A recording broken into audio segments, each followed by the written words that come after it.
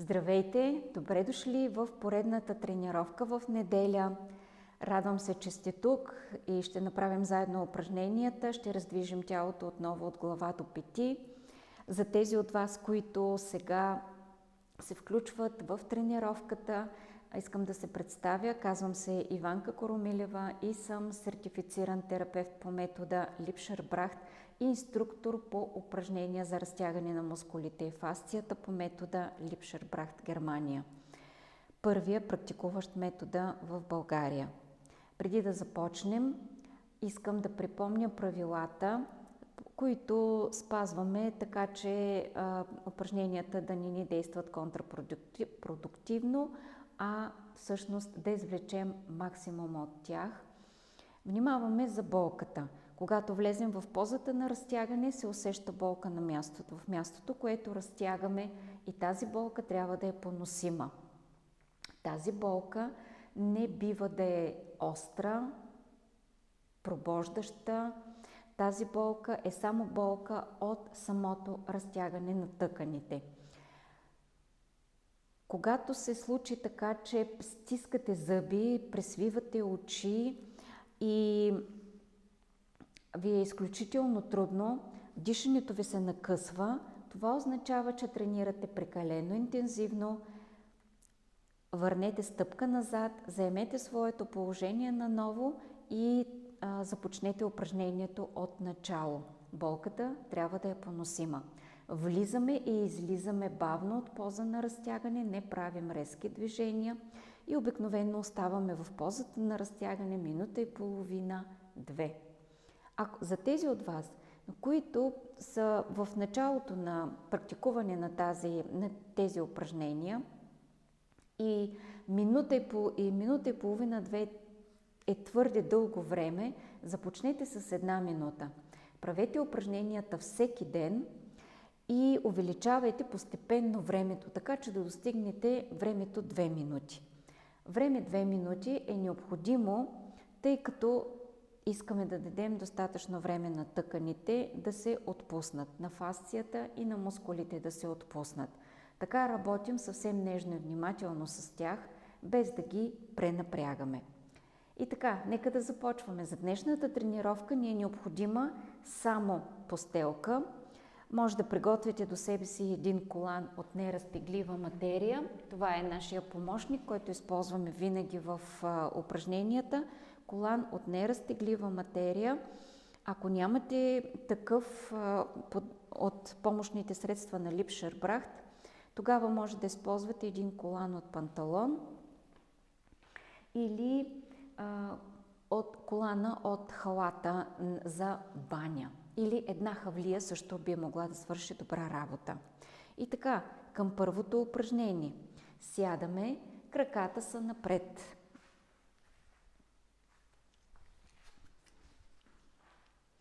Изнасяме ръцете назад, те са на ширината на раменете, отваряме гърдите и усещаме разтягането в раменете и в предмишниците. Ако разтягането е поносимо, оставаме така в това положение.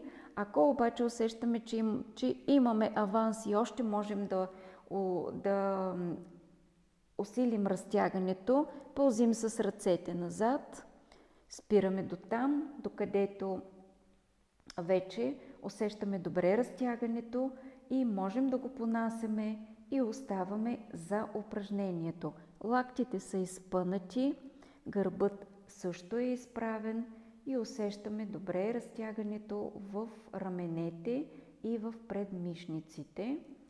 Оставаме, дишаме свободно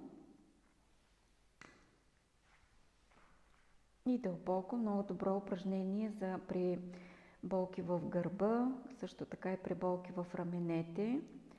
А и за тези от вас, които искат да коригират стойката си. И сега натискаме с 2 длани срещу пода за 10 секунди. 1.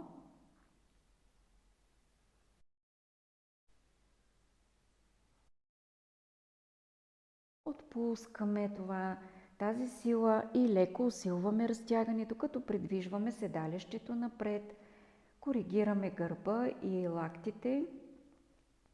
трябва да са изпънати лакти, прав гръб. Оставаме така за още малко.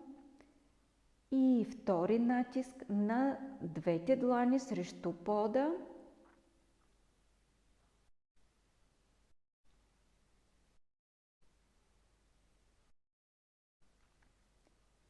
Отпускаме, леко усилваме разтягането, оставаме за 20 секунди така и дишаме свободно.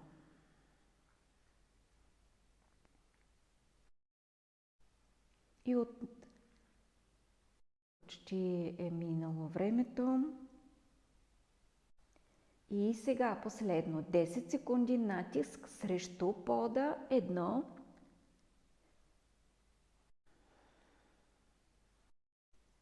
Отпускаме, леко усилваме.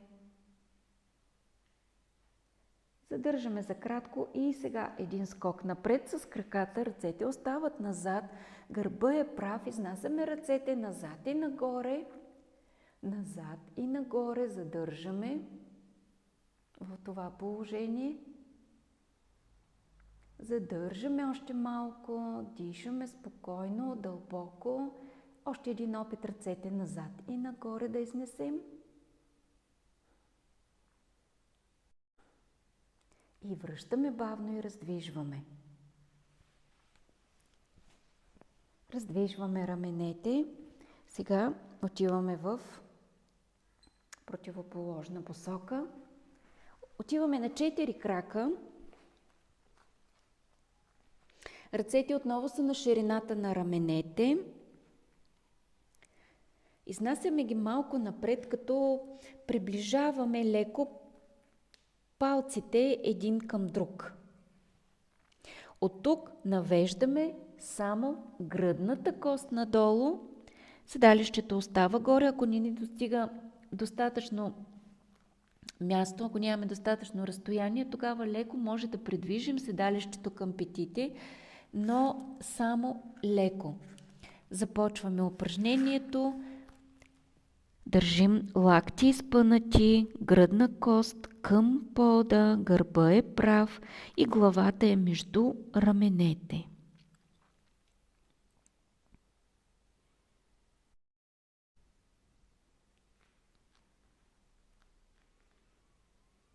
Дишаме бавно и спокойно. И сега правим натиск с две длани срещу пода. 1.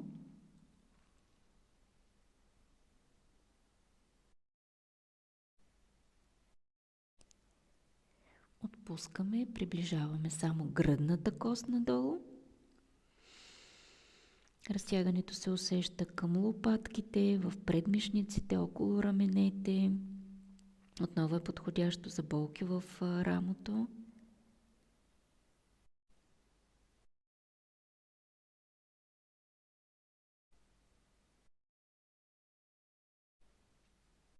Втори натиск с две длани срещу пода. 1.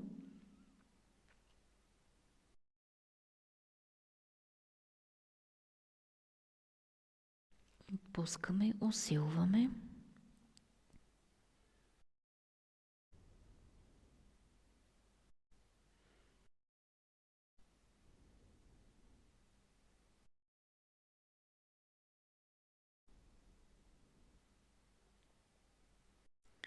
И последен път за 10 секунди натиск е 1.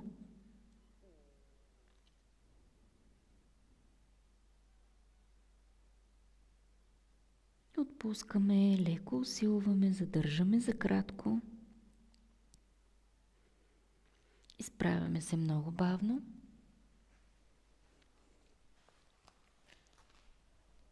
Дигаме ръце нагоре, нагоре и назад, нагоре и назад и задържаме. И задържаме.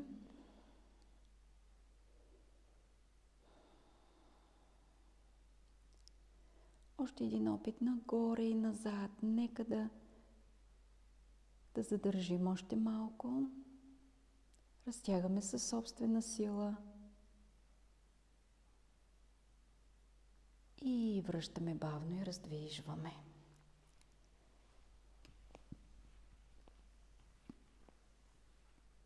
Чудесно, продължаваме. Отново отиваме на 4 крака.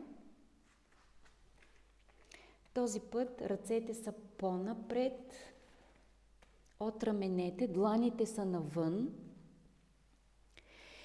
Правим лек заоблен котешки гръб и изнасяме раменете назад и пускаме слабините надолу.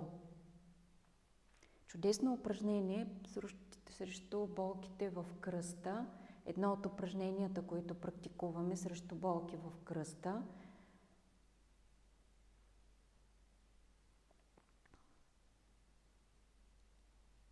Ако натиска в кръста е твърде голям в момента с това упражнение, може да стегнете двете седалищни половини и да останете така.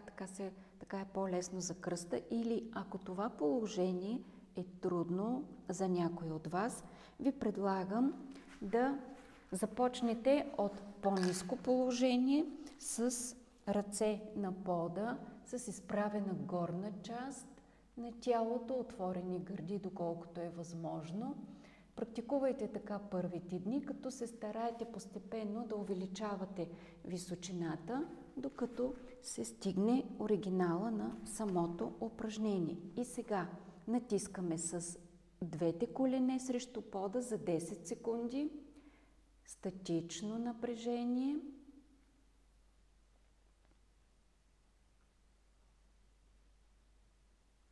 Отпускаме и пускаме слабините надолу. Отваряме гърдите. Оставаме за още 20 секунди в това положение.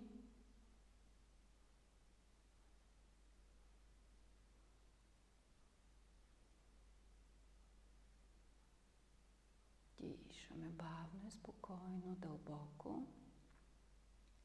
Втори натиск, две колене срещу пода. Едно.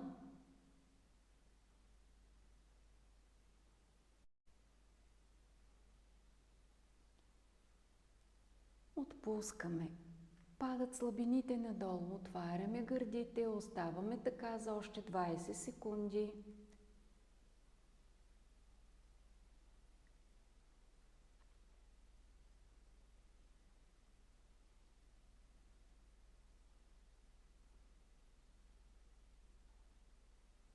И последен натиск. Силно, две колене срещу пода. Натиск.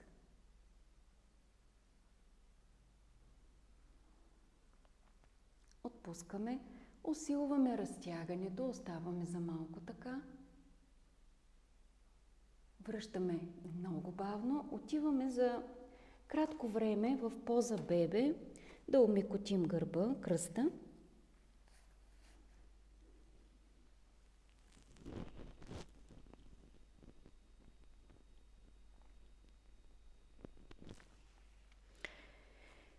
И сме готови за следващото упражнение.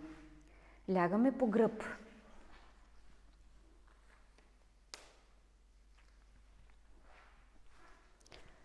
Лягаме по гръб, приготвям колана наблизо, ако евентуално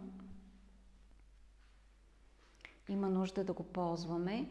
И сега слагам десния крак, десния глезен върху лявата подбедрица. Започвам едновременно да свивам левия крак в коляното и да придвижвам десния крак нагоре, глезена да се изкачва нагоре посока коляното. Успявам да сложа глезена върху коляното и оставам в това положение. Ако обаче за някой от вас това е трудно, взимаме колана и си помагаме с колана. Крака, десния глезен отново е върху лявата подбедрица, свиваме левия крак и с помощта на колана придвижваме крака нагоре. Ако обаче се е случило така, че крака не може повече от това да се придвижи нагоре, защото вече има ограничено движение, защото вече има болка, както или в коляното, или отзад в седалището, тогава започваме да правим упражнението от това положение на крака. без да се притесняваме, че не можем да качим глезена върху коляното. Практикуваме упражнението всеки ден и на втората седмица съм сигурна, че резултатите ще бъдат съвсем различни. Качваме десен глезен върху ляво коляно, прегръщаме лявото бедро и придвижваме крака, левия крак към корема. А освен това, ако не е възможно да хванем крака с ръцете, отново използваме колана, ето по този начин, и така си помагаме да придвижим крака към корема. Има винаги варианти. Разтягането се усеща в дясното седалище, в дясното бедро. Ако искаме по-силно разтягане, тогава с десния лакът може да натиснем дясното коляно, да го изнесем навън и така се получава по-интензивно разтягане. И сега натиск на десен глезен срещу ляво коляно със собствена сила. 1,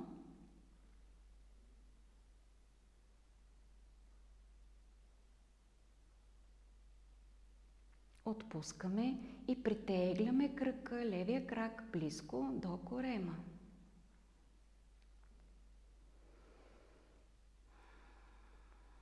Оставаме така. Чудесно упражнение за при болки в седалището, при така наречения прищипан нерв, и ви препоръчвам дори още като забележите, че се появява тази болка, започнете с това упражнение, за да помогнете на мускулите да се отпуснат.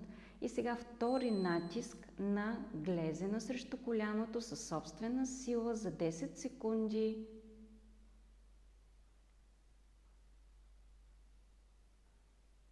Отпускаме, придвижваме крака към корема, усилваме разтягането.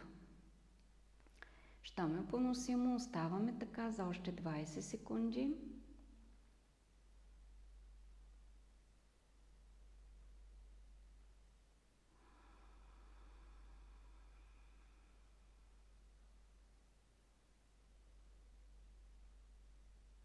И трети, последен път, натиск глезен срещу коляно, 10 секунди, натискаме за 10 секунди. Отпускаме, усилваме, оставаме така за кратко. И сега изпъваме левия крак, десния остава свит, изнасяме дясно коляно към дясно рамо, а пръсти към носа. Задържаме за 20 до 30 секунди. Още държим здраво. Още един опит. Коляно към рамо, пръсти към носа. Почти сме готови. Нека да създаваме нова програма в мозъка, че тези мускули, нека той да запомни, че тези мускули, които разтягаме в момента, могат да имат друга дължина. Връщаме бавно. Излизаме от разтягането и раздвижваме. Раздвижваме хубаво тазобедрената става. И сега обратно, отвън навътре.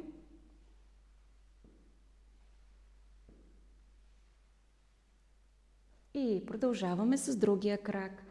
Ляв глезен върху дясната подбедрица. Свиваме крака, придвижваме нагоре. Качваме го върху коляното и притегляме дясното бедро към корема. И усещаме разтягането в лявото седалище и в бедрото. И дишаме бавно, спокойно и дълбоко.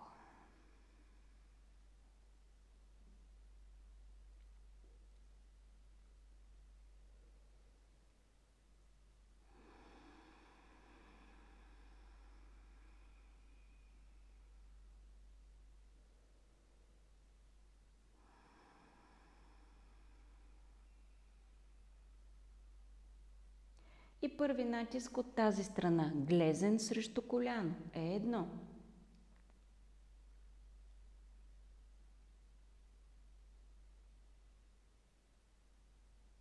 Отпускаме и притегляме още малко крака към корема, десния крак към корема.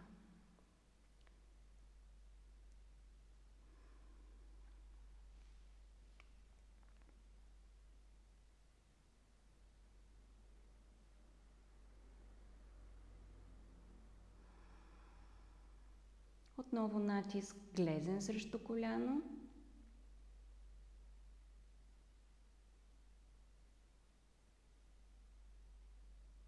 Отпускаме, усилваме разтягането, оставаме за още 20 секунди така.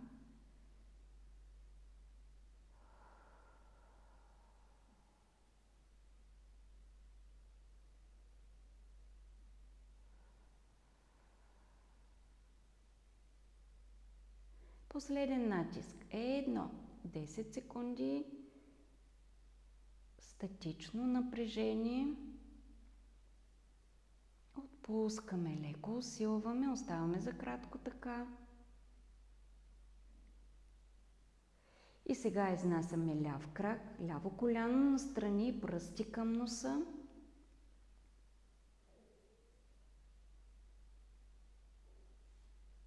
Още малко, още един опит, коляно настрани, пръсти към носа. Държим така. Чудесно. Още малко.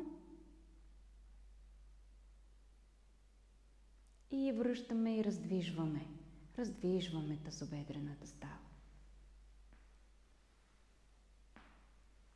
И сега отвън навътре.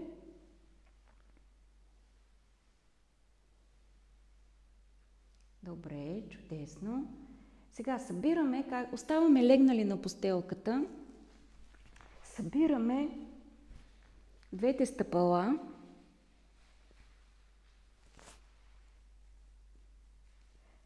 И ги приближаваме по-близко до седалището. Оставаме коленете да падат настрани. Ако има нужда, ако има голямо напрежение тук в коленете, може да се подложите отдолу възглавници, така че те да стоят свободно, спокойно, без напрежение. Оставаме в това положение. Разтягаме сега вътрешните мускули на бедрата, които също имат отношение за свободното движение, за свободното движение на таза. И както и на тазобедрените стави, може да сложим двете ръце от вътрешната страна на бедрата и да упражняваме съвсем лек натиск. Съвсем лек натиск да насочваме коленете надолу. Разтягането, както вече казах, се усеща от вътрешната страна на бедрата до коленете е възможно при някой. И сега сякаш искат да се съберат коленете, но ние не позволяваме движение. Натиск.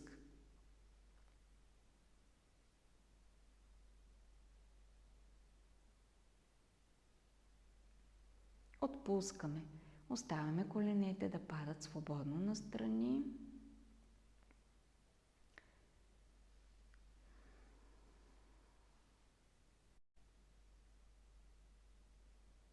Не забравяйте да дишате по-дълбоко и спокойно. И отново натиск, двете колени искат да се съберат, не позволяваме движение.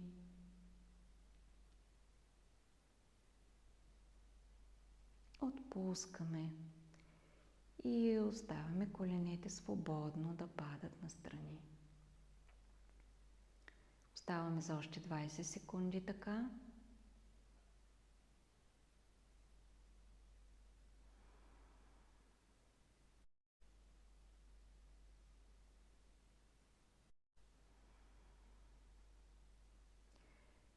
Последен натиск, искат да се съберат коленете, не позволяваме движение.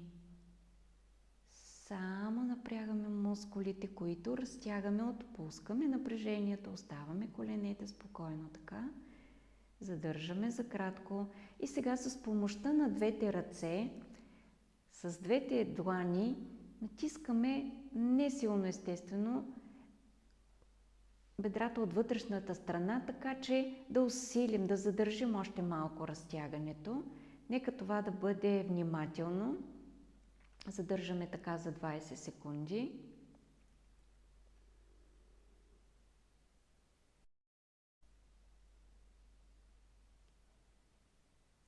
Още малко.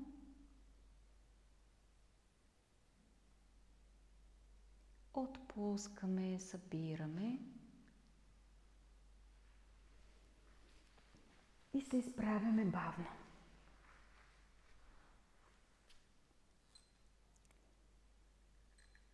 Това бяха упражненията за днешната неделя. Благодаря, че бяхме заедно. Ще се радвам да напишете в коментар как сте се справили с упражненията. Има ли неясни неща? Справите ли се добре с статичното напрежение, с усилване на разтягането? С удоволствие ще ви отговоря на въпросите. Чао! Пожелавам ви една приятна неделя и до следващата неделя!